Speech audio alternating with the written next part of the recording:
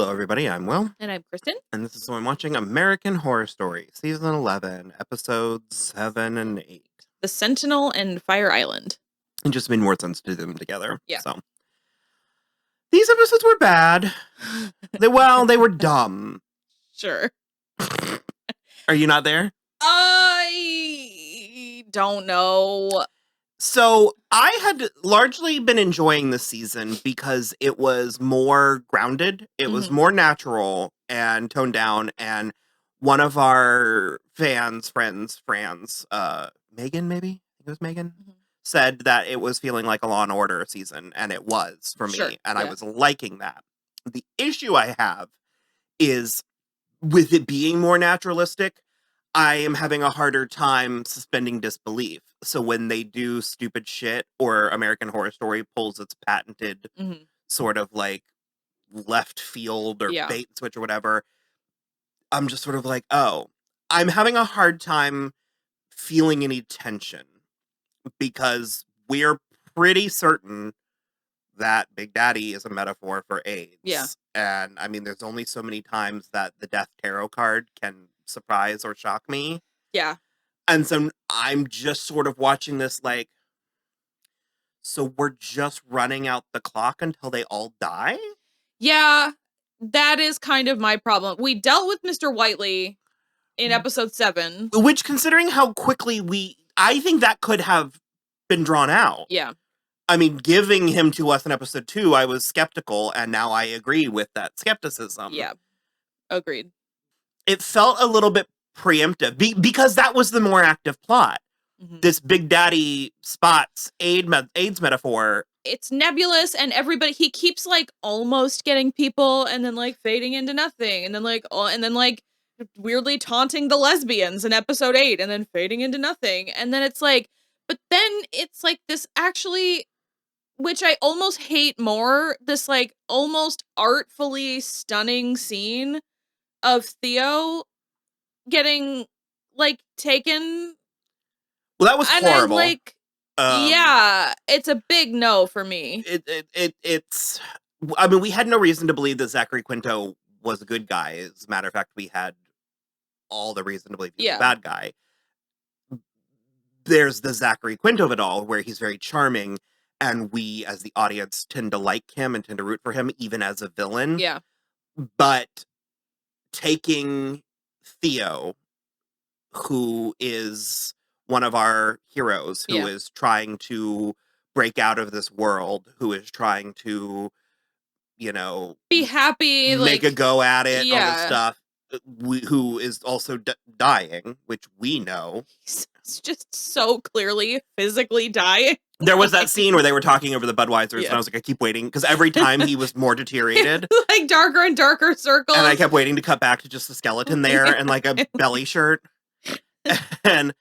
But there's just something about the fact that like Sam has drugged him, has roofied him to be raped because if I can't have you, nobody will. And mind you, that's not the character who set or...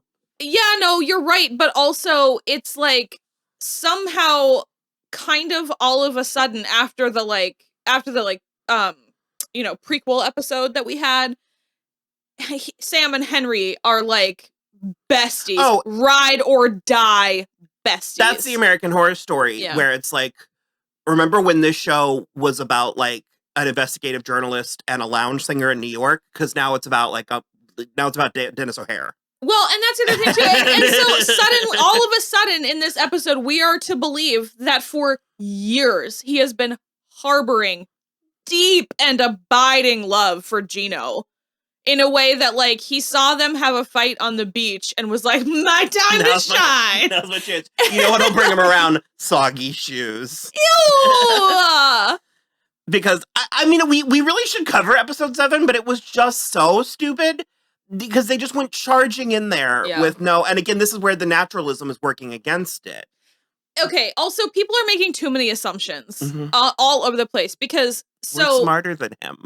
Patrick gets there and Gino is like, where is backup? You were supposed to call like everybody. And Patrick was like, they would never come to help. And I was like, I mean, I would be in Seattle before I would ever go into that place again. Alone? Yeah. Whatever. They managed to do it, but then also Henry breaks one hand and cuts off another. Was he missing a hand in this episode? Okay. I was like... Because that was this whole thing about how he was half a man. I was paying attention. When he was at the bar and couldn't get the bartender's attention. And then Sam came out and got the shot, and he was talking about how he's half a man now, and he's never been loved, or I don't know, he wasn't loved the right way at the right time, and so now he's got to take it out on these boys or something. I'm not entirely... It's a whole thing. You're totally right, though. It's like it's all the assumptions, and then they're like making the wrongest decisions. Like just the two of them going down there to like try, and then they both get just smashed on the head immediately, like so quickly. And they all still somehow manage to escape. But like Mr. Whiteley is gonna take Patrick's heart because it's truer than the one that he already took. Like, which was rude to... Come on. It was one of those, like, I don't know. I was like, oh, that's rude. Yeah. So you didn't need to kill that guy, Gino, or not Gino. It was like Cameron or David, I think. Sure. Yeah. There was just a scene where he gets out. So he breaks the one hand, saws off the other hand, and then with one hand, he's still kind of like charging. Well, they're trying to get Patrick out. Basically, he turned his back on Whiteley. He was in the room with Whiteley, who had already overpowered him once. Yeah. He's down a hand and still was like he sat down to take a break. And I was like, okay. And I'm a little impressed that Patrick just did shoot Mr. Whiteley. Yeah. Because it seemed like they were gonna pull that, like, that would be too good for you. We're gonna put you through the legal system. Yeah, as if he's not going to escape just like Jeffrey Dahmer. But they did. They shot him. And so on one hand, I was like, sweet. But on the other hand, I was like, well, now what do we do with the remaining 3 episodes? Yeah. So, they're like, so Patrick and Gino are like back together, and Patrick's seeing this ghost of Barbara. Okay, you mean Barb the Vengeance Demon? I was gonna say she looks like Buffy the Vampire Slayer! I already sent a picture of Anya to Will to put in this episode. No, I was literally gonna say she looked like something straight out of the Hellmouth. Mm-hmm. But only in the second episode. Yes, yeah. But she just, like, it cut to her face, and I was like, so a vengeance demon. But yeah, he keeps seeing her, but like, she only sort of interacted with him in the second one. But also, like, why? Because he's also seeing the leather daddy. And then Hannah is feeling sick. Yeah. And so she called her mom, which seemingly was like a thing. They haven't talked in a while. You imagine some sort of estrangement. And she asked if she could come home, and her mother presumably says yes. Yeah. Which, I mean, that scene had to have been touching for Billy, because as we know, her mother and grandmother, that they were very tight-knit. And they both died before she had her baby and stuff. So. And then she just sees Big Daddy on the fire escape. She didn't even see him, I don't think. He was just We there. saw him, but he's like looming outside of the fire escape. She's got the disease for sure. Just everybody does. Everybody. I just don't. But And they have to die, because it would be a disservice to the AIDS metaphor if there was some magic cure. Yeah. I don't understand what we're... I still don't know what we're building towards. Yeah. Like, because we've reached a like semi-natural conclusion a couple of times already, and every time I'm just sort of like, I guess. Like, there's still more to come. The same thing, like I said, it was in character for the actions of the character. But it was not, for me, it was not really, it was at odds with the portrayal of the character. I just think that was too gross. Who? Sam? Sam drugging Theo and offering him up. And again, I'm having a slight issue with the metaphorism of Big Daddy, because it's like Henry reacted to him. Correct? Yeah, and ran away. So it's like, is he real or is he a metaphor? You need to pick one if characters who aren't dying are also reacting to this harbinger. Yes, because that's the thing. Because then also, do we have a reason to believe that Adam has it? I mean, other than they slept together. That they I slept don't remember together? if we've seen... No, we have to have, because him and Hannah talked about it. Yeah, also, Gino, and Patrick all encountered him in the house in episode 8. Which, I mean, so in that regard, it works because all three of them are quote-unquote dying. But they also, like, you're totally right, though. It's still not a good, like, a well-done metaphor, because he's not just, like, a harbinger. He's physically fighting with these, like fist fighting with these men. And that's bizarre work from a metaphor. You know what I mean? Well, again, yes. And I think largely they've followed their own rules, but this is sort of, because to my memory, we don't have reason to believe Henry has. Correct. So Henry shouldn't have been able to see or interact with him. Okay. All three of the lesbians do, because they all have it, and all three. Yeah. So it's like, if he's able to harm, or if he's able to interact with something outside, then that's where it gets. So that's the thing for me, is like, it weakens the metaphor aspect of it, because the Henry thing would hold up if it were just a metaphor, because he's getting, like, too close to the edge of having this indiscriminate sex, which is the way that it's spreading, by doing this to Theo. And when he sees that and gets scared and runs away, then the metaphor hangs together. Okay. When the leather daddy is physically fighting and touching 3 men at a time, so they can't be like, you're just seeing things because you're stressed out. No, but again, I think it works because all three of them already have the disease, though. I think all three of them are close enough that it's like a... I don't care that they saw him. I don't like the physical interaction. Yeah. It works for me. Yeah. That works for me. It does not work that they wouldn't take the mask off him, or wouldn't... I don't know. Yeah. They've done a decent enough job with the cops don't care about us, I suppose. Yeah, but then in episode 7, all of Patrick's cop friends were like, because he, like, talked to the newspaper or whatever, and he, like, quit the force and everything, and they just were like, oh, we don't care about gay people, right? And I was like, first of all, you're not allowed to be butthurt, and second of all, where is all this nobility coming from all of a sudden? Well, and they also just pinked his desk, and... Yeah. Is it McClahey or McCahey? Mulcahy. Mulcahy. He has said 2 or 3 ominous... He's had a few comments where I keep waiting for him to also be gay. Me too. And it hasn't happened yet. Weird. I don't know. The deer thing didn't work for me. I thought it was very silly. I don't know if it was the glitteriness of the antlers on the boys. Oh. It was very, like, Christmas time go-go dancer vibes. Because at first, I thought the heavy-handed metaphor was that all of these boys are like the deer being rounded up and killed by... That's what I thought we were going for. But then we turned it into they were the boys that Theo took pictures of. Yeah. And so I don't see how that works, other than deer are presumed as innocent, and maybe he was preying on young... Yeah, I don't know. That casting couch thing, I'm not entirely... But Sam would have been doing that. I don't think Theo was doing so that. It didn't really hang together for me either. There's a lot of metaphors not 100%. checking that last box.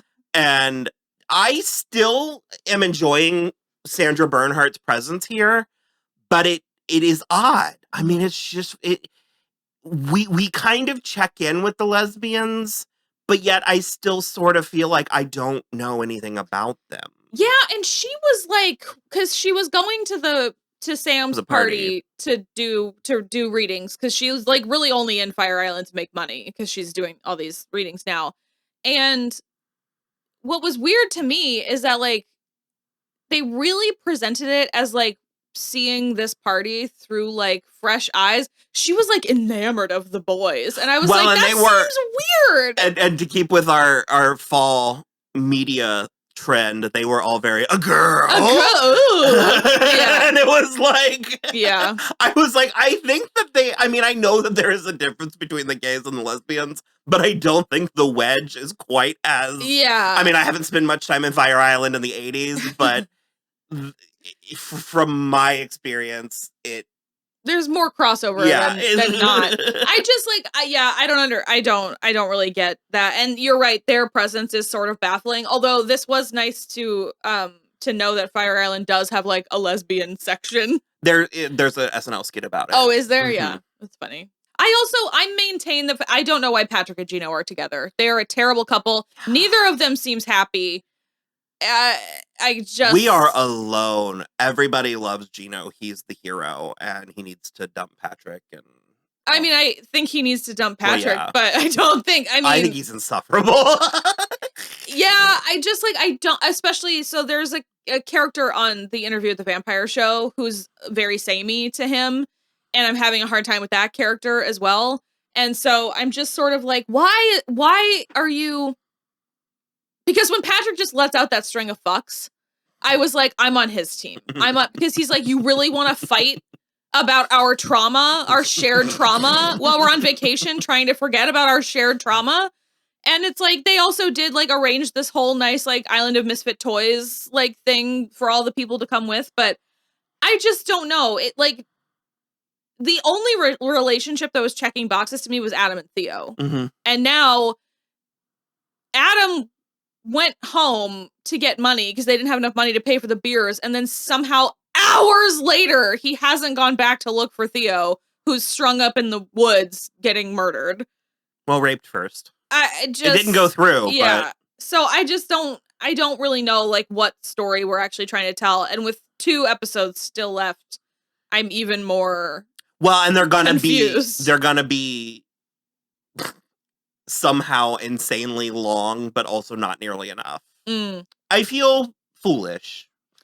Fool me 7 times, shame on me. I kept telling you. Yeah, no, I know.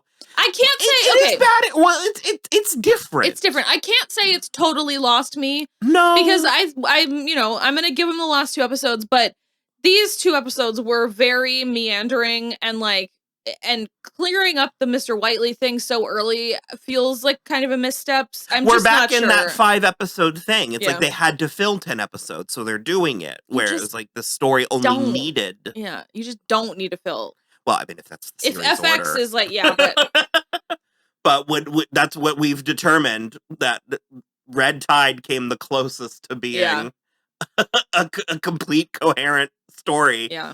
And it was episode 5. Episode 6 is where it went off the rails. Yep, I agree.